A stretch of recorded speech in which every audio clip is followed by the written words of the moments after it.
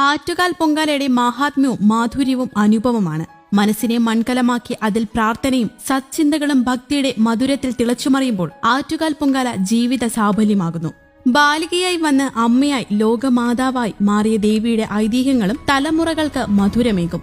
സ്ത്രീകളുടെ ശബരിമലയായ ആറ്റുകാലിൽ വാഴുന്നത് സങ്കടനാശിനിയായ മാതൃസ്വരൂപിണി. കുംഭച്ചൂടിൽ മൺകലങ്ങളും ഭക്തമനസ്സുകളും തിളച്ചുമറിയുമ്പോൾ മധുരിക്കുന്ന പ്രതീക്ഷകളുടെ ദേവീപ്രസാദമായി പൊങ്കാല മാറുന്നു.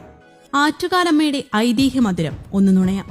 തമിഴകത്തെ കാവേരി പട്ടണത്തിലുള്ള ഒരു സമ്പന്ന വ്യാപാരിയുടെ പുത്രനായിരുന്നു സുന്ദരനായ കോവലൻ. യൗവനപ്രായമായപ്പോൾ സൗന്ദര്യവും സ്വഭാവ മഹിമയും ഒത്തുചേർന്ന കണ്ണകിയെ അദ്ദേഹം വിവാഹം കഴിച്ചു.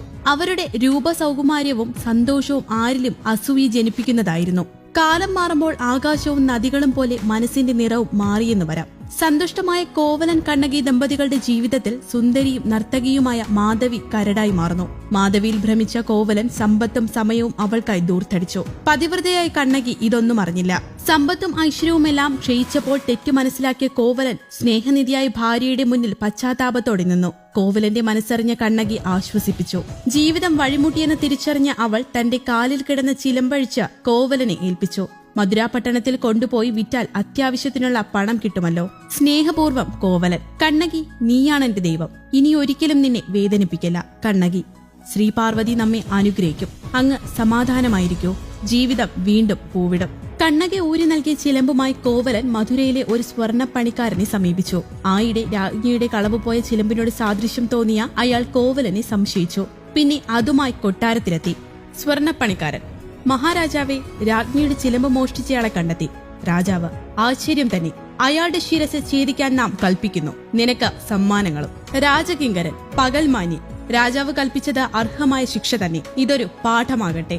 കോവലനെ നിഗ്രഹിച്ച വാർത്തയറിഞ്ഞ് കണ്ണകി കോപവും ദുഃഖവും അടക്കാനാകാതെ ഉഗ്രമൂർത്തിയായി മാറി. കോവലന്റെ ശിരസ് കയ്യിൽ എടുത്തു വച്ചുകൊണ്ട് അവൾ വിലപിച്ചു. കണ്ണകി: പ്രാണനാഥ, അങ്ങയുടെ നിരപരാധിത്വം ലോകമെങ്ങും അറിയട്ടെ. ചെയ്യാത്ത കുറ്റത്തിന് ശിക്ഷിക്കപ്പെട്ടതിൽ സംഹാരരുദ്രയെപ്പോലെ കണ്ണകി രാജസന്നിധിയിലെത്തി. രാജാവ്: ഇത് രാജ്ഞിയുടെ കളഞ്ഞുപോയ ചിലമ്പാണ്. അത് കവർന്നതിനാണ് വധശിക്ഷ നൽകിയത്. രാജാവിന്റെ വാക്കുകൾ കണ്ണകിയുടെ കോപവും ദുഃഖവും ആളിക്കത്തിച്ചു. പ്രതികാരാഗ്നിയിൽ ജ്വലിച്ചുകൊണ്ട് അവൾ മധുരാപുരിയെ ചുട്ടരിച്ചു. കാലം പിന്നെയും പ്രവഹിക്കുന്നു. ഒരുനാൾ അനന്തപുരിയിലെ കിള്ളിയാറിൽ സ്നാനവും ജപവും കഴിഞ്ഞ് വ്രതശുദ്ധിയോടെ നിൽക്കുകയാണ് മുല്ലുവീട്ടിലെ കാരണവർ. വലിയ ദേവീഭക്തനായ അദ്ദേഹം കിള്ളിയാറിൻകരയിൽ തേജസ്സോടെ നിൽക്കുന്ന ഒരു ബാലികയെ കണ്ട് വിസ്മയിച്ചു. എന്തൊരു ഓമനത്വം, എന്തൊരു ദിവ്യത്വം! കണ്ണിമയ്ക്കാതെ ബാലികയെ തന്നെ കാരണവർ നോക്കി നിന്നു. പുഞ്ചിരിയോടെ ബാലിക: ഞാൻ മധുരയിൽ നിന്ന് വന്നതാണ്. ഇനി കൊടുങ്ങല്ലൂരിലേക്ക് പോകണം. കാരണവർ: കൊടുങ്ങല്ലൂരോ? എങ്ങനെ ഒറ്റയ്ക്ക് അവിടെ എത്തും? ബാലിക: എന്നെ ആറ്റിനക്കരെ എത്താൻ സഹായിക്കുമോ? കാരണവർ: തീർച്ചയായും. അതിൽ സന്തോഷമേ ഉള്ളൂ. കാരണവരും ബാലികയും ആറ്റിനക്കരെ എത്തി. കാരണവർ ചുറ്റും നോക്കിയപ്പോൾ ബാലിക അപ്രത്യക്ഷയായിരിക്കുന്നു. രാത്രിയിൽ സ്വപ്നദൃശ്യം. കാരണവർ ശയിക്കുന്നു. അശരീരി പോലെ. ബാലിക: എനിക്കൊരു ഇരിപ്പിടം വേണം. മുല്ലുവീട്ടിന്റെ കാവിന് സമീപം മതി. ഇഷ്ടസ്ഥാനത്ത് ഞാൻ 3 വരയിടാം. നാളെ രാവിലെ നോക്കിയാൽ മതി. പ്രഭാതത്തിൽ സ്വപ്നത്തിൽ പറഞ്ഞ പോലെ കാരണവർ മുറ്റത്ത് നോക്കുന്നു. ബാലിക അരുളിയ പോലെ 3 വരകൾ. ആ ബാലിക ദേവിയുടെ അവതാരമല്ലേ? കാരണവർ സംശയിച്ചു. പിന്നെ ദേവിയെ മനസ്സിൽ ധ്യാനിച്ചു. അങ്ങനെ ആറ്റുകാലമ്മയ്ക്കായി ദിവ്യ സന്നിധാനം. കാരണവർ: ആദ്യം ഞാൻ അമ്മയെ അറിഞ്ഞില്ല. സാക്ഷാൽ പാർവതി, അതോ കണ്ണകിയോ? വരദാഭയങ്ങളേകുന്ന വിശ്വജനനി. ഇനി അമ്മയുടെ ദാസനായാൽ മതി.